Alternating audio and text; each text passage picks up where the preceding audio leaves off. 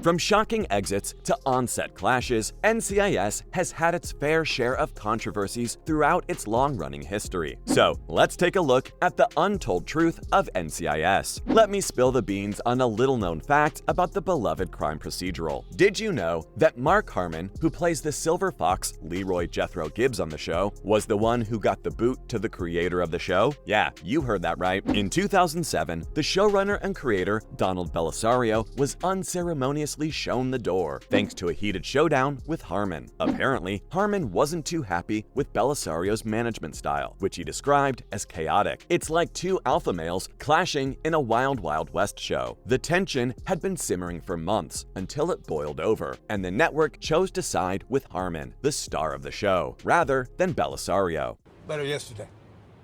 Hey, don't litter. That's not littering. It's for the birds. Once you cut the head off that snake, the body dies. There is no more Dr. Death.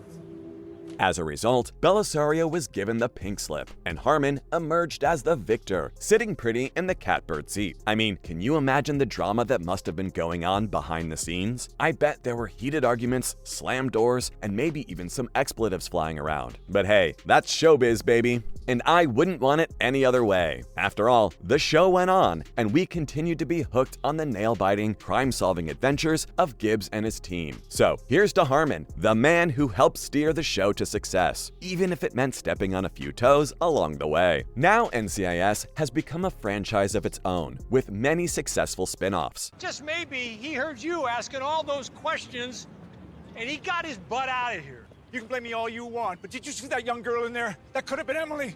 Forget her! What? But did you know the main show was also a spin-off? That's right, NCIS first graced our screens in 2003 as a backdoor pilot on JAG, the legal drama set in the Navy. It was like a child being born, but with more guns and explosions and fewer gavels and legal briefs. It was initially conceived as a companion piece to JAG, but it quickly became clear that it had a life of its own. While JAG focused on legal investigations and courtroom drama, NCIS was all about catching the bad guys and putting them behind bars. And boy did it catch on. The show has since gone on to anchor two of its own spin-offs, NCIS Los Angeles and NCIS New Orleans, proving that it's a force to be reckoned with. But here's where it gets even more interesting. I'm sorry, Agent Gibbs. I just wanted to tell you something before you heard it anywhere else. Hear what? Jimmy, here you are. Gibbs? Tyler? Hey, are you okay? Some of our favorite NCIS characters, including the man himself, Leroy Jethro Gibbs, and the quirky forensic specialist, Abby Shuto, were first introduced to us on a JAG 2-episode event. Talk about making an entrance. And get this, there were even a few characters who were introduced in the NCIS pilot but didn't make the cut for the series. It's like the show had so many ideas bursting at the seams, it couldn't fit them all in. But of course, you can't talk about NCIS without also talking about the backstage feuds between the cast. Have you been able to identify the victim? I can't look away. Yes, we've ID'd the victim. Why does he repeat everything they say? What, Today is really not his day. No, it is not. The on-set tension between Polly Perrette and Mark Harmon is one juicy story. It all started when Harmon's dog allegedly bit a crew member back in 2016, causing an injury that needed 15 stitches. Perrette, who is a big animal lover, was reportedly unhappy that more wasn't done and that the dog was allowed back on set. Cue the drama. To avoid any more clashes between the two stars, producers came up with a clever solution. Have Perrette film her scenes on different days than Harmon. That way, they didn't have to work together and risk any further incidents. Smart move, producers. The strange thing is that this tension between the two stars actually explains why Abby Shuto, Perrette's character, didn't say goodbye to Gibbs, played by Harmon, in person during her final episode. Just got off the phone with the CEO. Turns out that Corporal Darby put in for disability retirement 2 weeks. Well, they are already at Darby's house. Double checking the crime scene and Agent Tyler's witness list.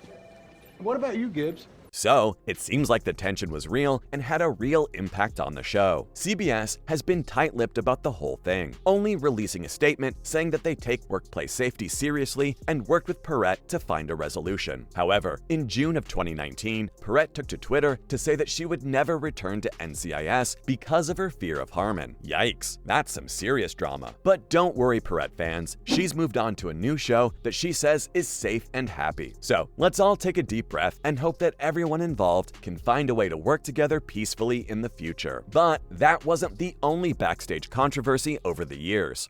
Groundskeeper said he woke up to find a dead body and a press at his door. What is that? I don't know. It's never happened before.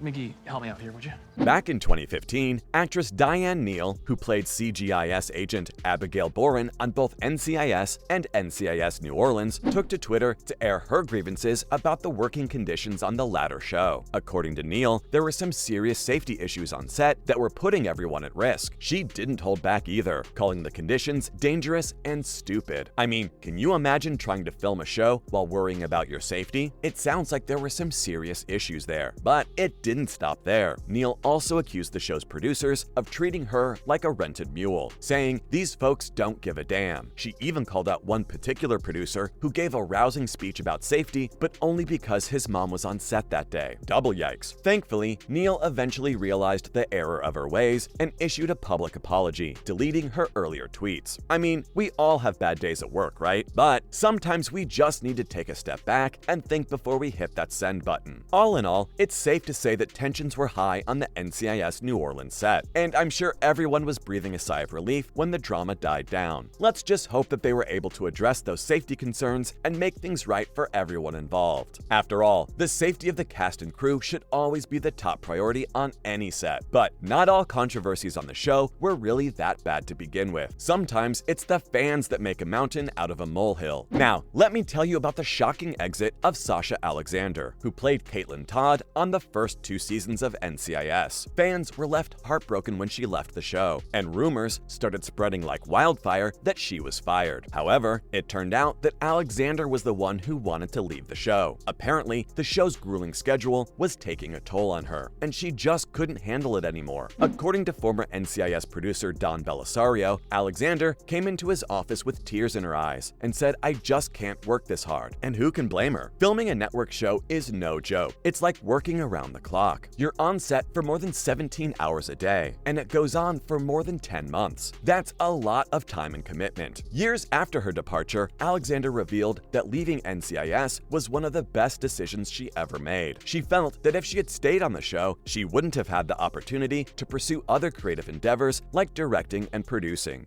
You know, we tried tracing the anonymous tip made to the press, nothing. Well, whoever made the call either found the body or is the killer. Get this, his last call was to Dr. Grace. My Grace? And that's not all. She's also happily married with 2 kids. So it really was a win-win situation for her. It's hard to imagine what NCIS would be like without Alexander, but I'm happy that she's doing well in her personal and professional life. Who knows? Maybe one day she'll make a cameo on the show, or even direct an episode. We can only hope. And that's the untold truth of NCIS.